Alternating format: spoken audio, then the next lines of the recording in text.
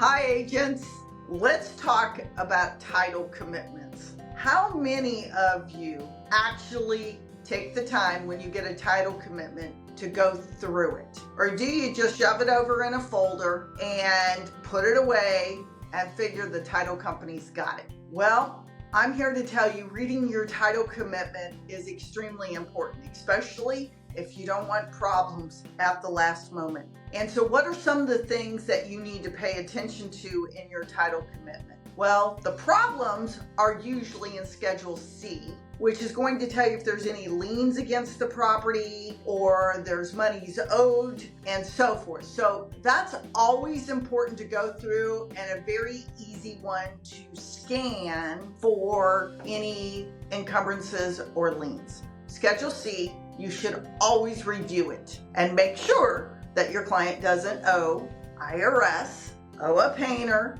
or other things besides perhaps just the mortgage they're paying off. Now, where I see a lot of agents get laxy-daisy or not checking out is Schedule B, where exceptions are. And why is this important? Well, on a regular house, probably not as important, but on anything with acreage, extremely important. And we all know when you have a ton of paperwork coming at you, your client probably doesn't read the title commitment either. So how do you become a great agent? Take Schedule B and look for what those exceptions are. A lot of times the exceptions don't come with the title commitment. It comes in a link that must be opened. And how many people open those links? Not very many. Why is it important? Because this is where you're going to find out about things that may not show up on a survey. Because believe it or not, surveys do have mistakes on them. Surveyors make mistakes. And so it's very important to read what those exceptions are and see if any of those things are applicable to the survey and on the survey. What's an example?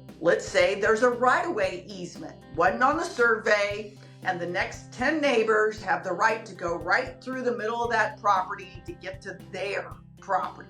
Your buyer might have a problem with that if they're not aware of that. So that's a very good example, and especially with acreage properties, as I said. So my suggestion is slow down a little, be a little bit more detailed, and next time you get that title commitment, check Schedule B as well as C and do your job of reviewing it and pointing out to your client the things that they might need to go pay attention to. Don't just wait on the title company to let you know everything. And on a side note, Schedule B is what the title company is not insuring.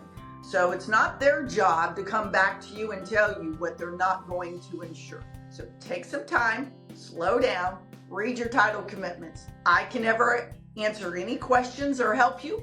Please feel free to reach out. I'm Missy Stegers, broker owner of M. Stegers Realty Partners and team leader of the Missy Stegers team, and we're always happy to help.